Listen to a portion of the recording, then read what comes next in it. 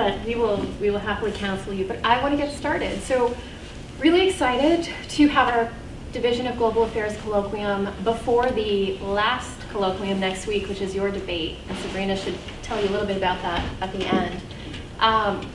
Really excited to have Rana Abdelhamid here.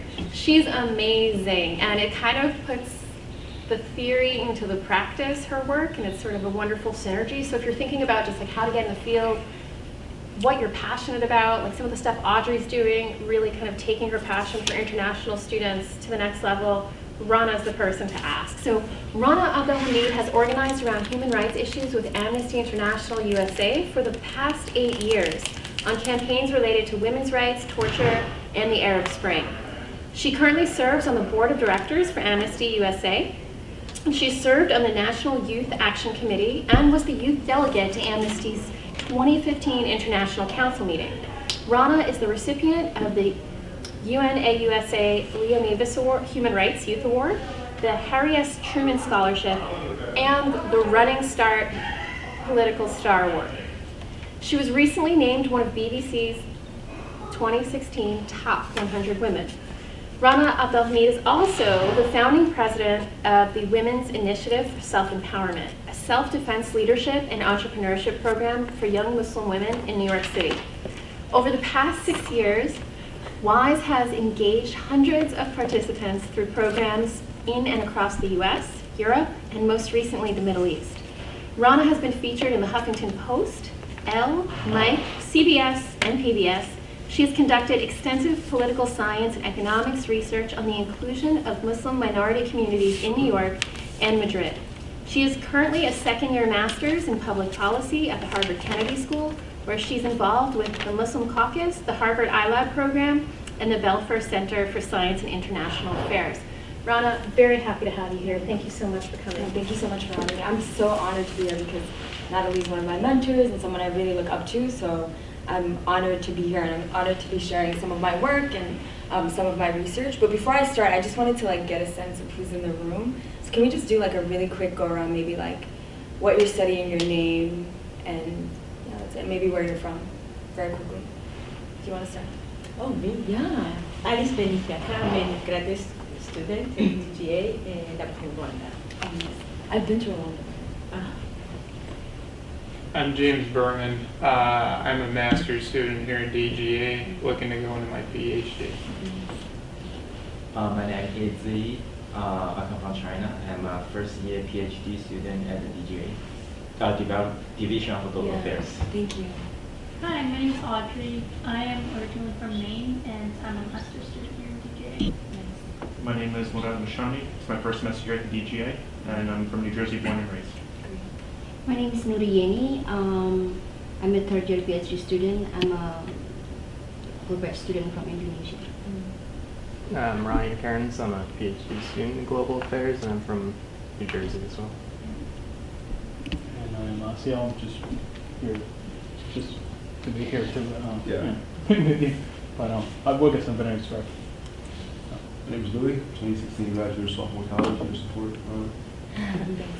Okay, so I'm going to start the presentation, but I'm hoping that this will be super not casual, but just if you have any questions, you can stop me at any time. If there's something that you'd like me to talk about more extensively, and hoping this is going to be a back and forth and more of a dialogue than it is me actually giving a lecture.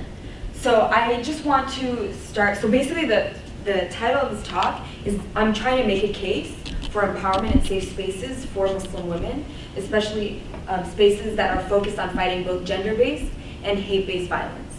So as you probably all know, right, there's been increased conversation about the hate-based violence that is facing Muslim women, especially in the West, and specifically the US and Europe, right? So you guys have heard of this.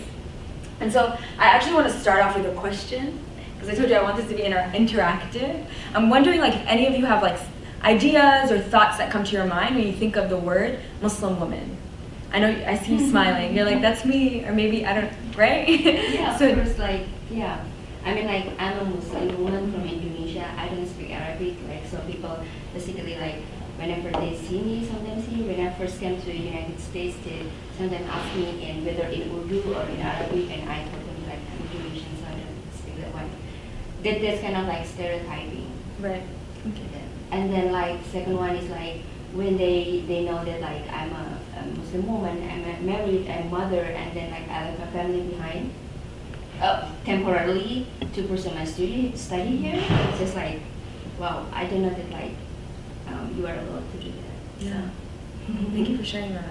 Right, so there are these stereotypes, two things, right, that most Muslim women come from the Arab world, Yes. which actually is not a fact at all, right? Like, the minority ethnic group, probably for Muslims in the world, is Arab. In the US context, the majority of Muslims in the US are actually black Muslims. And so the majority of Muslim women are also black, right? They're not Arab. And so that's something that's really important, but also this idea of like freedom and liberty, right? Like, do Muslim women actually have agency within the context? And clearly, from your example, you feel like you do have. And so is there anyone else who'd like to share what comes to their mind when they think of Muslim women? Bite. There are no wrong answers.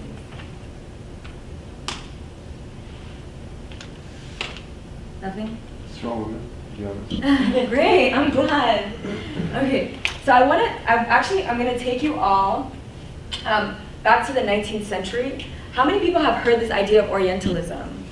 Yes, Orientalism, right? So it's like this idea that comes mostly from the 19th century and is affiliated with the issue of, and the topic and the challenges that face Muslim women, because the challenges that face Muslim women today are not isolated from what happened like hundreds of years ago, right? So in the 19th century, the Muslim women were actually an object of Western fascination, and oftentimes Western men were just coming into Arabian land or coming into lands that were Muslim majority, would actually draw and paint and write about Muslim women as women who are kind of enclosed in the harem, right? And they were very much eroticized, and there was always this idea of like lifting the women's veil. So it was very much like still trying to put women within this norm of like general objectification of women, but from a different glance. At the same time, years later, there was this idea of, obviously, the imperialism and colonialism, which put Muslim women under another bracket. And that was actually, Muslim women were seen as the gateway point, an entry point into a land of conquest.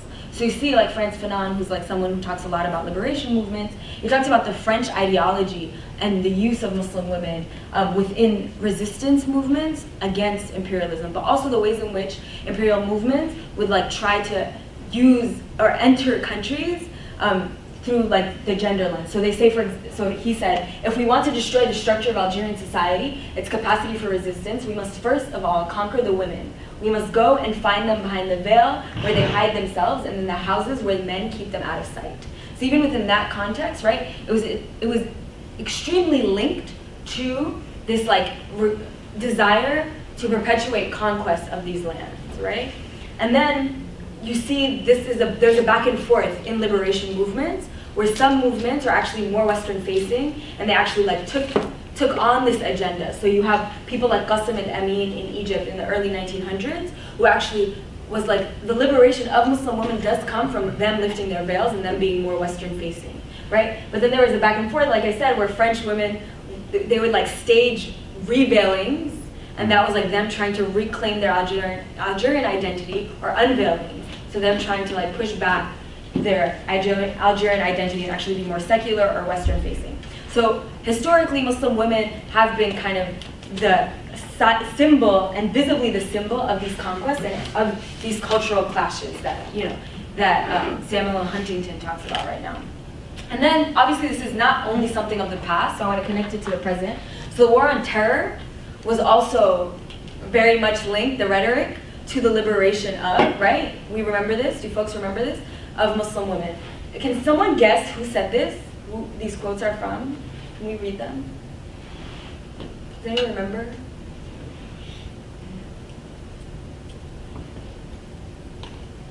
A certain First Lady of the United States. Michelle Obama. No, this is not Michelle Obama. Who? Hillary Clinton? No. The Bush? Yes, Laura Bush. The Bush. Not Michelle Obama. But so basically, she said things like the plight of women and children of. So when we were going and arguing for the invasion of Iraq and the invasion of Afghanistan, we saw like this type of rhetoric, right? Like brutal oppression of women was one of the terrorist central goals, as if like our entry into these lands, the main goal of them was to liberate, right? And provided more of a reason and justification for the US's invasion of these countries within that context. So again, the fight against terrorism is also a fight for the rights and dignity of women, right? And so obviously we know the outcomes of those wars. It wasn't necessarily as linked in the ways in which they were being projected. And also the images that we see here, right? We oftentimes like see this image of women in burqas, and what do we think? The link is oftentimes automatic oppression, right? And then we see this and we think liberation, and that's how people juxtapose those images, when there's a lot more of a nuanced story behind these images, right? So I just want to show a really quick clip because I want to bring it back to the most recent form and bring it back to the US. So the war on terror also extends. So there's a political scientist, her name is Sahar Aziz, and she talks about, she's out of University of Texas, and she talks about how the shift in the idea and the story of Muslim women in Western political science literature and Western media basically went from the oppressed to someone who could potentially be complicit in terrorist activity, right? And so we see after 9/11 and after the war on terror started, that Muslim women actually became targets of the war on terror and actually were detained and deported and faced several sorts of all of the policies that Muslim men were also facing. But it wasn't being talked about in the same way. So I'm going to share this short clip about a young woman named Adamaba. About this 16-year-old girl who had been seized from her home, who had been brought into immigration detention, who had somehow been accused of being a potential suicide bomber, but of course never charged in a criminal court, was just being held in immigration detention.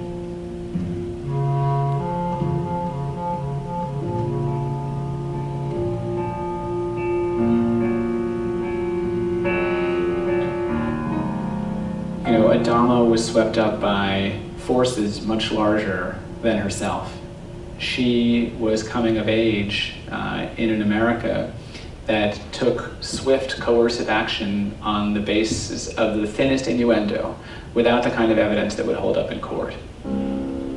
Before I got arrested, I read a lot of cases or heard of a lot of cases, I've seen on TV, Muslim men being arrested and being accused. You know, usually the way the government puts it out, you go, wow, thank God they caught them. And now that I'm in a predicament, in the same situation as them, I know what they're going through. I think one of the remarkable things 10 years after 9/11 is that we have continued to allow the fear of terrorism to dominate our legal and political discussions in this country. So basically, can we guess where we think this happened? Does anyone want to take a guess? Like where she's from? Yeah, New York. So this happened in the Bronx. She was about 16 years old. After she was released after 6 weeks. They had no evidence against her. They still made her wear like an ankle bracelet for 2 years. She had a 10 p.m. curfew. Her father was deported on minor immigration infraction. And because her father was the sole economic provider for her family, she actually had to leave school to become the financial provider for her family because she was the oldest in her family. So this was like a disastrous story for her, an experience for her. Had anyone heard of her story before this class? Can you raise your hand if you heard of her story? So you have heard of her story. Yeah, and you had a question. Yeah, of course. How is it not a 5th and 14th Amendment violation? Yeah, exactly. Like a direct. Because after we had the Patriot Act, we had the National Defense Authorization Act, under the Patriot Act, there were a lot more things that were acceptable to happen under the guise of terror, like the war on terror. And this, unfortunately, is being extended now under this new administration. And it's exactly so that was the head of the ACLU, and he's talking about how because of this rhetoric of fear, right, there's a lot of irrational decisions being made very quickly to try to mitigate any potential without necessarily thinking about human rights and thinking about civil rights. But it's fascinating that so this happened to her when she was 16, it's probably 7 years ago, and nobody really knows about her story. That's even what's more fascinating to me, unfortunately.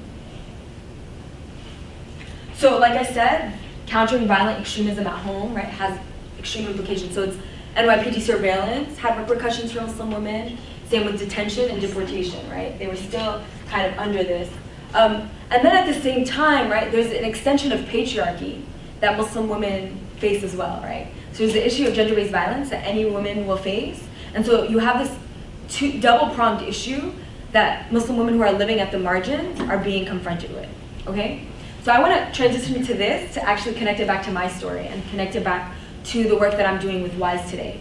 So like Natalie said, I founded this organization WISE, which is the Women's Initiative for Self-Empowerment. And I grew up in Queens, New York. But when I was growing up, my family would take me to this magical place. Can anyone guess where this is? Where? Alexandria? Alexandria. Yeah, so my family would take me to Alexandria, Egypt, because my parents are Egyptian. And it would be like literally going to Disneyland. Like, look at the water, it's amazing, right? And so I would be really excited, but it was like my mom's attempt to kind of salvage my Egyptian identity. And so I would go there, and for the first time in my life, like I was exposed to like really horrific consequences of gender-based violence and like patriarchy in a very violent way. So I learned about female genital mutilation for the first time. I remember walking on a boardwalk and I saw a man literally like slap his wife and like nobody flinched, like out in public would hit his wife, nobody flinched, nobody reacted. And so for me it was like a very visceral kind of reaction. And so I came back to the US and I started, and can we guess where this is? New York, so Queens, this is LIC, I grew up in Astoria. I came back to the US and I started to get involved and I was like, okay, like I want to do something about gender-based violence, right? Because this is a real issue. And so started volunteering at a shelter in my local community. And through that shelter became exposed to the realities of gender-based violence in New York City, right? So I was like, okay, this isn't just happening somewhere far away, this is happening right here in my community. And there were horrifying stories, I was like 15 at the time, horrifying stories that I was translating from Arabic to English, English to Arabic, where women's husbands were like taking away their passports, threatening them with their children. They didn't have access to certain services because they had barriers in terms of language and culture and things of that sort. So it was back in Queens. At the same time, I was dealing with the post 9/11 rhetoric and backlash. And there was one moment in particular that really changed my life and really sparked this movement that I like to call WISE, right? And that moment was, one day I was walking down the street on my way to the shelter in Jamaica, Queens. Has anyone ever been there? Yes. Being gentrified right now, but it's really dope. You should go there before it's too late. And basically I was walking down the street and a man assaulted me trying to take off my hijab. So he literally like pulled me, tried to take off my hijab, and the thing that I did was basically I was able to turn around fast enough to like get him off of me and then get away from that moment. But what I took from that one moment was like I could remember still to this day the hate that this man had in his eyes, right? And I could still remember the feeling of like loneliness that I felt afterward, not knowing what to do, locking myself up in a bathroom of the shelter and like crying because I didn't know even the word for hate crime, like at that time, right? People didn't talk about hate crimes in the same way, and didn't really know what to do about it. And so I started to think about these two issues, right, that I felt like were confronting Muslim women in my community, right? There was this issue of anti-Muslim violence and anti-Muslim policy and countering violent extremism policy that had violent consequences on Muslim women. But then there was this issue of gender-based violence, right? So Muslim women were facing violence at an intersection. Has anyone heard of the word intersectionality? You have. Can you explain what you intersectionality? Well, it just kind of means that you have basically different kind of, you belong to different groups, and all of these different groups kind of combined lead to certain kinds of inequalities. And often, so for example, if you're a black woman, you kind of get excluded because the focus is either on women, and then usually on white women and on black men. So that you kind of fall between the cracks because of the different identities that you have. Exactly. So you have the same thing happening within the Muslim community and within society in general. So you had a lot of, obviously there are a lot of organizations that do gender-based violence work and like provide services for women, but they're not doing it in a culturally sensitive way where Muslim women are actually coming and accessing these services. And then you have civil liberties organizations that are doing work on civil liberties issues facing the Muslim community, but oftentimes they're inaccessible to Muslim women, right? And oftentimes Muslim institutions, their formal leadership authorities are very much patriarchal, and so Muslim women really don't have access to leadership or any formal authority positions in these structures, so aren't creating spaces for themselves. So this is kind of the intersectionality of the violence. Plus you add on top of that that there are black Muslim women, there are queer Muslim women, right? There are trans Muslim, so there's like all these different layers, whether you're poor, disabled, so there's a lot of nuances within that identity. So when I asked you, like, what is a Muslim woman? Really, like, this definition of the racialization of Muslim women is a very modern concept, right? Because Muslim women are so diverse, right? Like, there's so many different facets to our identity. But at the same time, there wasn't anything that was acknowledging the multitude of issues that Muslim women are experiencing. So just to go back to the hate crime thing, so in 2015, there was an FBI report that shows that hate crimes against Muslims in the United States have increased by 67%, right, which is horrifying. After 9/11, there was an increase in hate crimes towards Muslims by something like 200%, which was horrifying as well. And then 80% of these hate crimes actually impact Muslim women, not Muslim men. Because who's visibly Muslim? Not Muslim men. Muslim women are visibly Muslim. Or oftentimes, Muslim men are not visibly Muslim. And so this is kind of the overview of the types of violence that Muslim women are facing. And if you see this actually came out about a month ago, right after, like, it was research looking right after the election, the outcomes of discrimination. It shows that Muslim women who are Arab, young people, are most likely to experience religious discrimination out of all these other types of groups. So anyway, so this is where the idea of WISE came from. Does anyone have any questions before I talk about the work? No? Okay, so WISE. Okay, so basically this is where the idea of WISE came from. So here I was, right, feeling really alone, feeling really vulnerable at 15, and I was like, what can I do to actually create a safe space for myself more than anything, right? And also practicing Shotokan karate since I was 7 years old. And so I had a black belt in Shotokan karate. And so felt like, okay, here's one skill that I can offer. And so kind of went around to like all these mosques, was knocking on doors. I was like, can I teach self-defense to like young women in the mosque? And had a lot of doors shut in my face until I finally found, because like I said, people weren't talking about hate crimes in the same way. So I finally found a center in Brooklyn, which is 2 hours away from my house, that was like, okay, like you could do a program in our community center. And they gave me their basement. And so like I had, the first class I remember there were 13 young women, right? And I literally just started with my story. I didn't have any facilitation training. I just knew how to teach some self-defense moves. And started like sharing my story and like teaching these moves. And all these other young women started to share their stories as well. And it was the most magical and beautiful experience because all of them kind of we could all relate to each other, right? For the first time, we found a space where we felt like we could bring all elements of our identity into this space. And over the weeks, we became more and more open, and it became more and more of a safe space for us. And so at the end of that, you know, I thought like I was done, right? Like I could go and live my life. But I realized that it wasn't just about me because there was a woman who was in the class who was actually like, who called me after she had gotten off of a New York City public bus, and she was like crying, and I was like, why are you crying? What's happening? And she was like, I was just on this public bus and I was fumbling for my Metro card, and the bus driver got really angry, and he was like, why don't you just go back to where you came from? Like, you don't know how to use the Metro card. And so she was like, in that moment, I knew what to do. Like, I had the confidence to like take down the tracking number for the bus, like on the front of the bus, and like I actually had the confidence to go and report it. And I had someone in the class who I could like call, who was in our like program, who she could call up and tell what happened. And she felt like secure in her identity to actually like push back against this. And so that moment, I was like, oh damn, like this isn't about me anymore. And she was like, okay, so when's the next class, right? And so with her help, we really started to expand and make this more of a structured and professionalized organization. So basically, WISE today, right, is not just me not without facilitation training and not just me teaching karate moves, right? We've trained over 2,000 women across the world. Most recently, we had a program in Zatari refugee camp. And our main program is actually peer-to-peer led psychosocial support groups, which are a framework that is oftentimes used and mentioned in gender-based violence literature that creates like safe spaces for Muslim women to talk about gender-based violence issues and anti-Muslim violence issues. And we operate across various cities in the US and as well as various cities in Europe. We recently just had a conference, actually out of Harvard University, where we brought together 50 Muslim women from across the country for organizing training. And we do a lot of programming that's really focused on like creating gradual, slow leadership and training empowerment for Muslim women. Yeah, so these are the three elements: self-defense, public narrative, and social entrepreneurship. And we've been featured, she mentioned the entire list. in some major publications, and our work is finally being recognized. And so basically, I just want to end on this quote because I think it's really important. Does anyone want to read it so I don't have to hear the sound of my voice? Yeah. Glass ceiling feminism means you're already at the very top. Metaphors matter.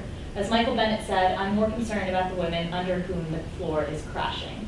Yeah, thank you so much. And the reason why I really, really, really love this quote is because, you know, there's been a lot of movements recently that are gender focused. Obviously the Women's March, which I went to, and it was amazing.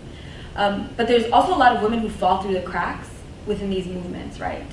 Earlier this year, there were like horrible stories, especially in Queens, about 3 Muslim women, and I'll just briefly cite all 3 of them. The first was of a young woman who was actually my friend. Her name is Samiha Khan, who threw herself in front of a moving train to commit suicide after experiencing 8 years of sexual abuse, in which she was told not to talk about. Like, she was like, you can't talk about it, it's your fault, by a member of her family. The second story was a woman who was an immigrant Bangladeshi woman who could not speak English, was isolated by her husband, because of that, experienced a lot of mental health issues, and actually threw her child outside the window. Like, these are tragic stories. And the third, which I'm sure a lot of you have heard about, is the story of the young woman who lied about a hate crime. Do you guys remember this? Mm-hmm. In Queens, right? But the reaction to that from the community was, oh my God, how dare she lie about the hate crime? We were doing work on this from behind the scenes, talking to the woman, to the young girl. She's from my community. And nobody talked about what are the potential challenges that she was facing at home, right?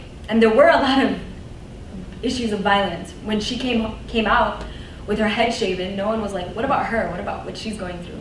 Everyone kind of put the blame on her. So there's a lot of issues that women who are at the very bottom of the ladder, right, who are at the intersections of poverty, intersections of racism, who are immigrants, who are undocumented, right, that are dealing with, that I don't think are elevated and should be elevated. And these are issues that women are fighting like every day, right? And so this is why WISE is really important, because we're Muslim women working with Muslim women around very sensitive issues. And so this is basically all I have to say, but I'm happy to take your questions. I'm also happy to engage in any sort of discussion or dialogue. Yeah.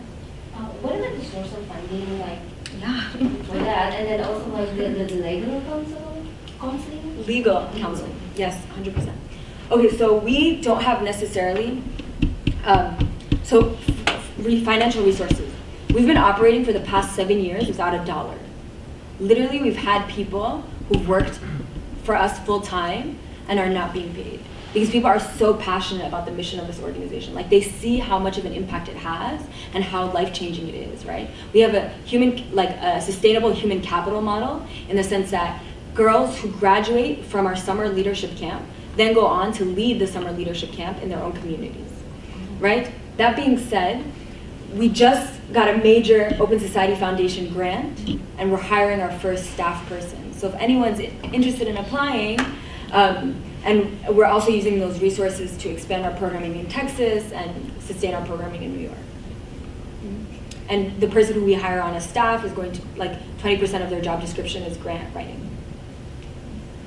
I guess, going back to that quote, how do you feel about this? Because I mean, there was this whole debate about Hillary Clinton and white feminism. And how do you feel about that then? The debate of white feminism. Yeah, well, you know what I mean, like this whole and leaning in and.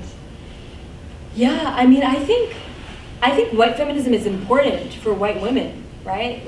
I think there's been a lot of scholarship. If you look at gender-based violence literature, most gender-based violence literature and most social services have been successful, but only within a certain social class and only within a certain racial demographic, right?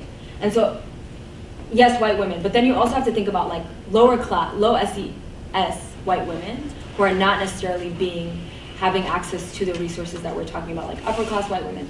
Anyways, so the point is that I think that sometimes white feminism can actually be extremely detrimental to movements that are being built by Muslim women. So for example, there's an organization called FEM. Has anyone heard of them? They're out of Europe. They do Femin. They do topless, they're like, you have to be naked to be liberated. And I'm like, no, I don't have to be naked to be liberated, right?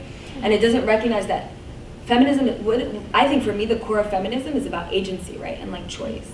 And so I should have the choice to also like be able to choose to cover up, right? And so sometimes what happens is because white feminism can sometimes be so forceful, when I talk about feminism, people are like, oh, you're just Western facing. You're like buying into the Western narrative. You're not Muslim enough, right?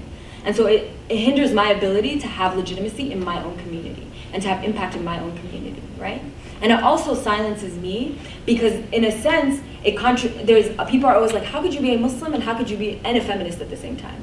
Why is that even a question? And that question exists at the root of that question comes from a history of like colonial white liberation movements where white women were coming into parts of Africa and trying to educate and liberate brown women, right? Which was destructive at that time, right? So I think this is why spaces like this are so important, because we have to lead the mantle for our own liberation. Because I feel like I understand what's happening in Queens, New York. I don't even understand what's happening in Jordan and Zaatari refugee camp, even though I come from the same religious background. So I think being nuanced and being specific is really important, because then you glaze over really important issues.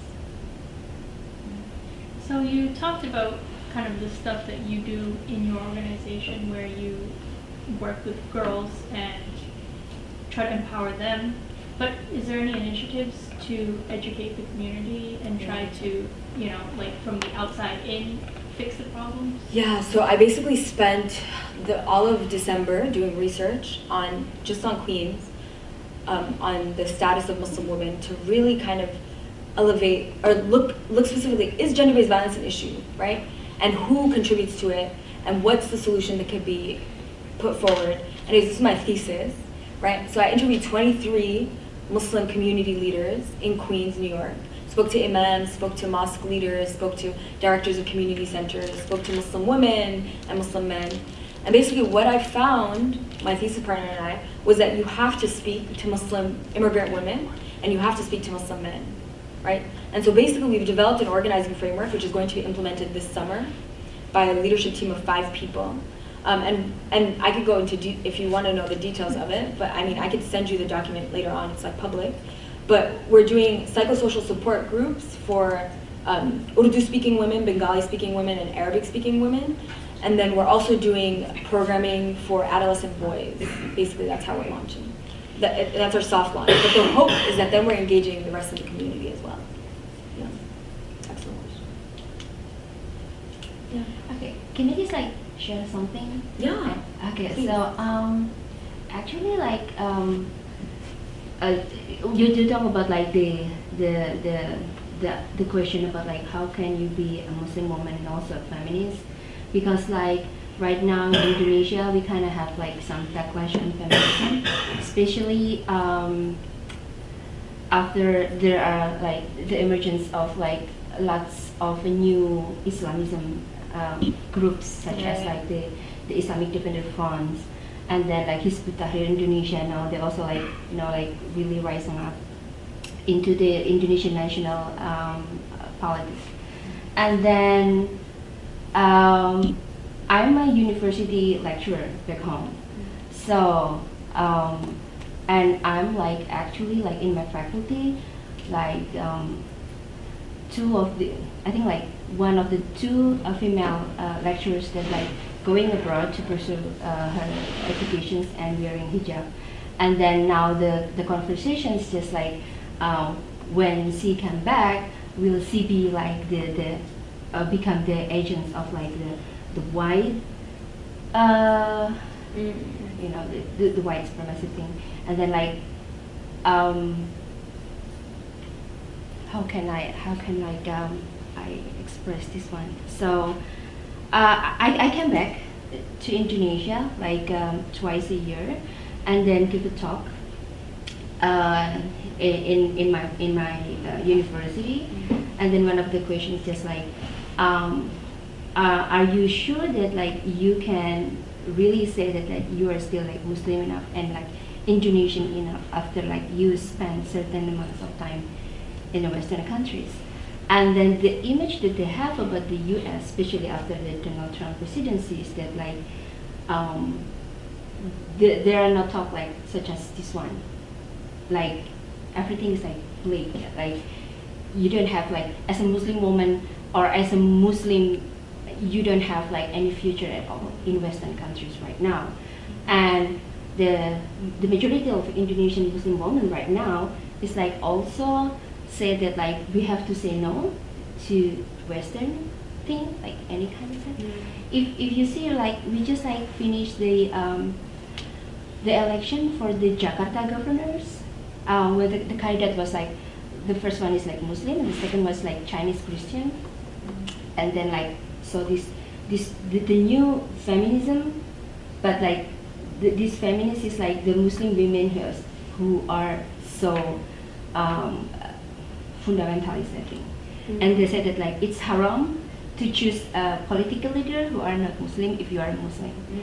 And this is like the thing that like I think like, wow, this is like a backlash done by the same Muslim women that supposed to be like said that like, no, this is the time that Muslim women rise up to the national political discussion rather than like supporting non-Muslim. So this is what like, oh wow. You understand what I'm saying? Yeah, I understand 100%. And I think, so just to summarize, just so I don't. Yeah. Basically, there's a rollback, right, in Indonesia that you're seeing, where people are going more and more right wing in terms of the Islamic interpretation, right, which I think is a global phenomenon.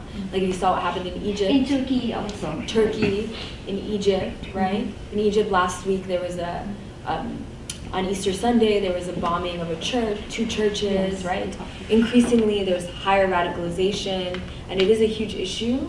And I think you're right that it is a response to like Western policy, but also is like there's a global closing of liberalism, right? Like in the U.S., there aren't progressive politics at the high rise. In Europe, right, you see more and more increasing conservatism. But I just think, and I think like this is a huge issue. This is why grassroots work is really, really important, and this is why the work that I'm doing is so grassroots focused, right? And I just want to give you an example that is not as macro as you're talking about, because I think the macro challenges are, you know, deeply convoluted and have a lot of facets to them. But when I talk to like Muslim mothers in the U.S. who are deeply conservative, you know, I just come to the conversation with a lot of empathy, because. So for example, like one of the mothers was like, you know, your organization's bad because you promote gender mixing, because you teach women how to write resumes. And I'm like, what? Like resumes? How am I promoting gender mixing by teaching women how to write resumes? But okay, right? So that's my first reaction. I'm like, oh my God, I'm so mad. But then I'm like, okay, where is she coming from? Why does she have this perception? And then I'm like, this is the only way she knows how to protect her daughter, right? One. This is the only way she understands based off of her upbringing of like what's correct and what's incorrect, right? What she deeply cares about is the future of her daughter. That's like the basic fundamental, right? So for me, it's about like humanizing the narratives of her daughter and like making the West more accessible to her, right? And the ways in which I do that is we create spaces where we invite mothers and we invite fathers, right? And we're like, okay, hear the stories of your daughters, like the things and the experiences that they're going through. And it becomes less scary to them. Because I think a lot of this extremism, I mean, there's a lot of reasons why extremism is popping up in the Middle East and like the rest of the Muslim world. But part of it is like the fear of the unknown and also the reality of history, right? Like there's been historical, like this isn't coming out of nowhere, right? So when you are able to like create a feminism or an ideology that's more digestible for people, more palatable to people, through human story, and through empathy building, and it sounds super hipster and super hippie, I think that's part of the solution, right? It's not all of the solution, but it like allows you to meet people where they are, right, and bring them a little bit closer to you. Yeah, it's hard because it's a major issue, and I think increasingly we should be paying attention to it.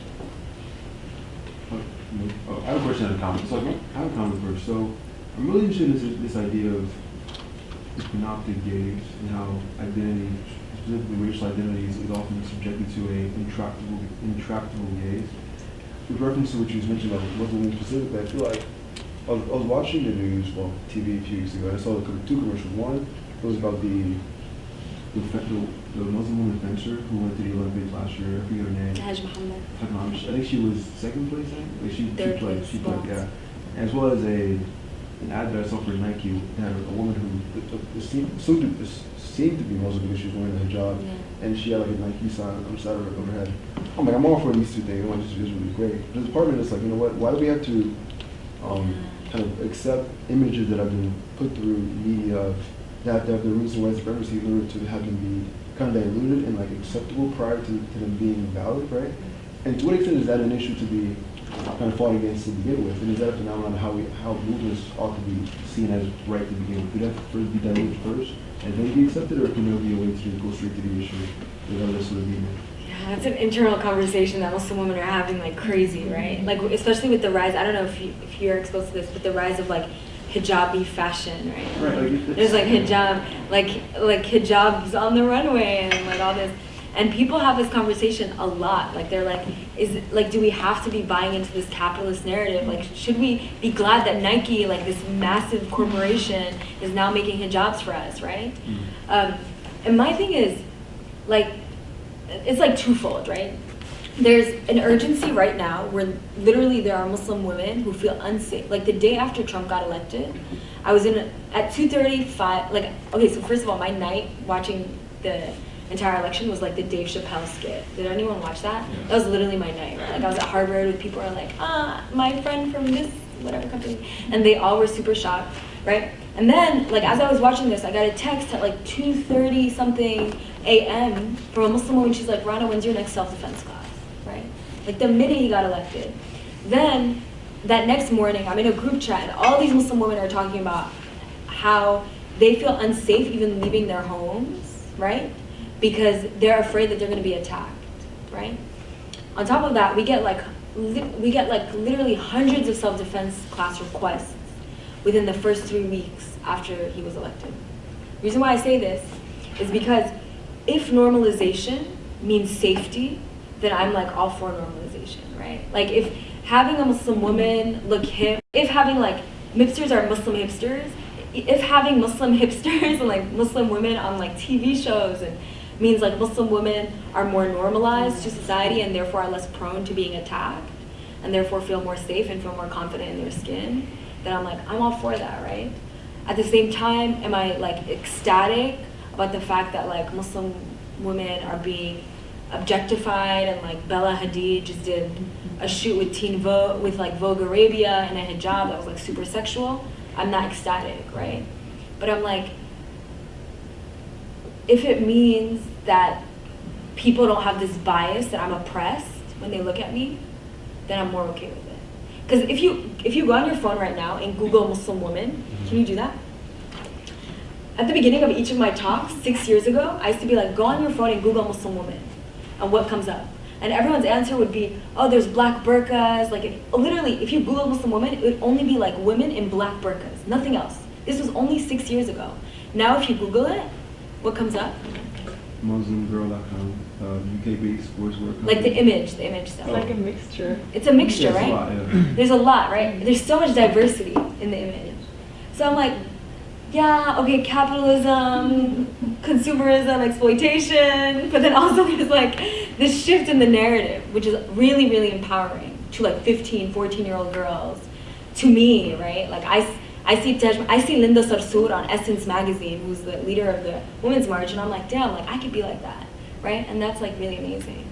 Does that answer a little bit? Can I push back a little bit, though? Yes, push back. I'm only referring to that because I kind of reminds me of a quote that Angela Davis also said. She said, you know, you can't use the master tool to restore the master tool. Yes. In that same vein, I think we had a similar conversation in the black community on how black boys are often led to aspire to be athletes and limit themselves to that sort of one category.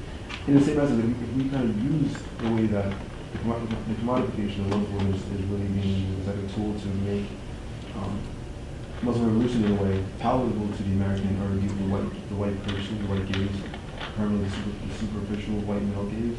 How can we also not see that may lead to a similar situation in the future for Muslim women who can only aspire to be one type of thing? Yeah. Is that negative? And that does happen. So like if you look at like most hijabi models, they're like fair skin, like they're fair skinned, skinny as hell, right? So it is. Okay, I have 2 points to that. The first point is that basically they're like wait, actually, I lost my point. I know my second point. My second point is that we're not necessarily using all of the master's tools, if that makes sense. And the reason why I think and I hope that here's my first point, I remember it again. So my first point is that also we're part of the West, right? Like Muslim America is part of the West, and so therefore they're inextricably linked. Like if I'm an American Muslim, like I still want to like do American things. And so therefore I should be part of the American narrative and American media, right? Like I shouldn't be not a part of it, and I should not have representation just because I am a minority in this country. Does that make sense? Yes. The second thing is like if you look at like Islam in America, which is very different from like Islam in the rest of the world, it's very much rooted, Muslim America is very much rooted in liberation theology, right? Which stems, and the history of Muslims in America stems from like the Nation of Islam, which is liberatory, right? And it's very much about not using the master's tools. So one of the inspirations, I was like a pretty woke 15-year-old, and one of the inspirations for this was like I read Malcolm X's book and like was reading about Marcus Garvey and was like, I want to create my own space. Like that's why we're doing social entrepreneurship, because I'm like, I want our own economic institutions, I want our own spaces, I want us to feel empowered, right? Because I actually really believe that we have to empower ourselves first and then be within broader society. But I see what you're saying. Yes, I think that there also needs to be dismantling of systems simultaneously. But I feel like where we are right now, we're almost like in survival, right? Which we need to get past that in order to also be beyond resistance, but also like be creating as well. Does that make sense? Yeah. Bear with me, I'm a little bit scattered. I'm working on multiple research papers, but Aslan Wasama. You brought up two big pieces that are ongoing today: the USA Patriot Act and the National Defense Authorization Act. And then in conjunction, they arguably enable a form of racial profiling that exists nationally. And now I want to talk about the ideological component a little bit. Under Trump, yeah, it probably will get it probably will spread more. But also it existed under Obama too. And I mean, he had Splunk architects that were literally monitoring the phone calls of Muslim people in the United States. And he could have ended that at any time, but he didn't. And the executive branch of government keeps saying that it's due to national security, that national security reigns at the top of this. And now it's starting to be less of a check and balance and more of a, sorry, I know I'm scattered, but more of like a pendulum swing to where it goes more to the executive side than the judicial side, who's trying to battle against that. But do you think that in the next 10 to 15 years that the judicial part of government will be able to actually intervene in the executive process with that? Depends on who's appointed, right? And like what they're, I don't think, I'm like very pessimistic. I don't know if anyone in this room feels, in terms of like elevating and centering civil liberties and human rights, I think that more likely whoever will be appointed, right, will probably be maybe more on the pragmatic, conservative, wanting more with a militaristic agenda, less likely to be centering civil rights. So I'm not as optimistic as I would like to be. Because just in 2012 in the Northern District of California, the judges wanted it to go to the Supreme Court, and it was a case, I think, that involved AT&T and big government data, and the judges said that, and this was under Obama's reign, that you should not be allowed to take the data, especially of these particular people. But it's still, they couldn't do anything about it, and it's become a big issue. I think it's increasingly going to be. I mean, yeah. If you're doing research on this, you probably know more. But I mean, what do you think? Do you think it's going to be a bigger issue based on your research?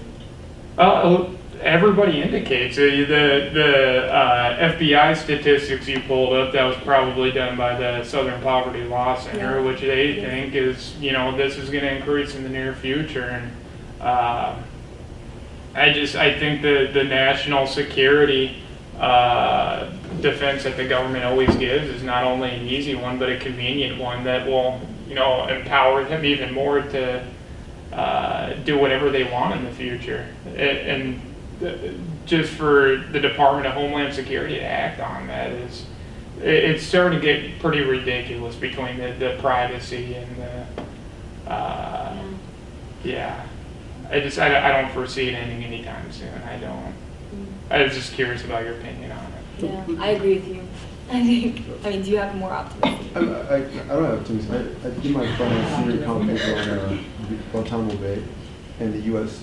Supreme Court's involvement in allowing Guantanamo Bay inmates to have lawyers prior to them being just judged without any sort of representation and having their Fifth Amendment rights being discriminated against. I think, as an example of how your question was about the Supreme Court's involvement in the future, correct? And I think the Supreme Court has shown that they will force the executive branch through departmentalism, which is the idea that all branches must act in concert with one another prior to only one having total power. It will use the Constitution at least as a tool to check the executive branch in certain areas, like Hamda Razor and Hamda, 3 cases involving one, the driver of Saddam Hussein, and 2 other American citizens, which happened to be Muslim at the time, who did not have this sort of representation, where the executive branch was forced to allow them to have representation. Now they're free, right? And so it doesn't mean that we're going to be seeing more left-wing, more lenient perspectives around how to deal with people who are of Muslim influence, but at the same time, it also means that the executive branch won't allow to have some kind of leeway. And I think that's pretty consistent. And I think the Gorsuch deployment will lead to more constitutional arguments being made for that same issue. So we'll see if that actually continues. But the Hamdan v. Rumsfeld, that was 2006, and that was still precedent, right? Well, if you're an unlawful combatant, but not if you're just a citizen of the United States that's a practicing Muslim, to where the government can obtain your data without prejudice. It depends on, I think it's, I'm not trying to But that's one of the things that the National Defense Authorization Act entails, and that's what they empower. That's what they said the executive branch of government can do. And my point is more of all these different forces going against each other, and which one is going to prevail when it's all said and done. Well, like I said, I don't know that much about the law or the legal structure, but given the current rhetoric, right, around security, it doesn't seem like it's going to be a positive or progressive direction. Rana, I want to ask you, you talked about different movements around the world, and it's really interesting because at Amnesty we try to create a global movement, but also with the movement of WISE and what you're trying to do here, you talk about relevancy in Queens and sort of in different communities, but how is your work received around the world, and how do you sort of apply it into different cultural contexts, right?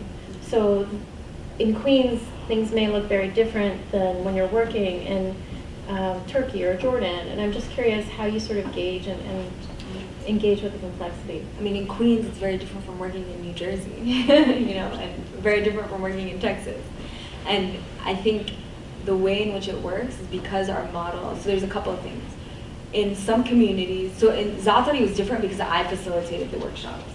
And Zaatari is basically one of the largest refugee camps in the world, has over 80,000 Syrian refugees, was open right after this Syrian civil war broke out. And I basically spent like a month in the camp, like doing nothing, literally just like chilling, like learning, listening to people's stories.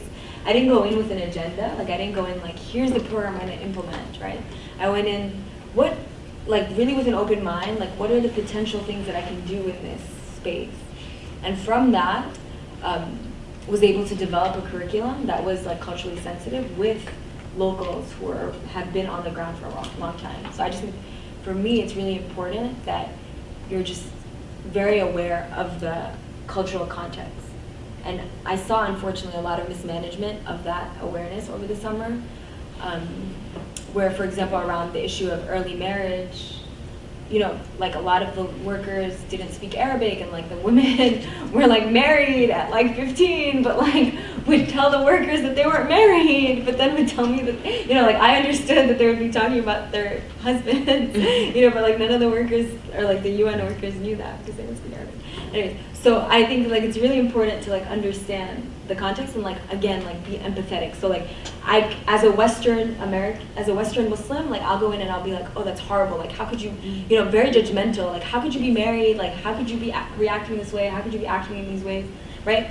But I think because WISE, it's all about like creating a space where they kind of develop, right? So I like facilitate a conversation, but I never come in with an agenda, right? And like from that, they actually like develop their own campaign to like decrease gender-based violence in the Oasis. They like came up with this campaign where I like took photos of them, and they had these messages against like violence, and they were put up all across the camp, which is frequented by thousands. So like thousands of people saw their pictures, and these were 14, 15-year-old girls who like came up with this idea. And I don't think they would have come up with it if I would have come in with some sort of agenda, right? In Spain, same thing, except in those contexts, we actually empower, like I just train women from the community to go out and then lead the program on their own. New York, I'm not hip enough to like do a class. I'm serious, like I don't understand what 15, 16-year-old girls are thinking, or like I don't know what Snapchat is, right? And so I kind of know something, but like but even then, you know, like it goes to that point. Like you really need to be in touch to be able to evoke conversations that are this sensitive, you know, and make them feel that safe.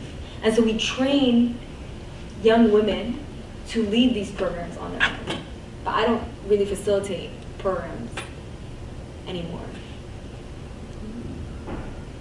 Okay, final question. So you are doing policy, you're doing research, you're on a board, you're doing grassroots, you're always being interviewed. There's so much you're doing. How do you actually sort of balance it all between being a grad student and then doing the work you're really passionate about? So I never used to talk about this publicly before the past, before 3 weeks ago. But basically 3 weeks ago I went to pilgrimage, which is Umrah. I went to Mecca and Medina. And I realized that I get a lot of my ease with all this work through faith and spirituality, right? Like there's consistency in my faith where I like take breaks and like meditate and think.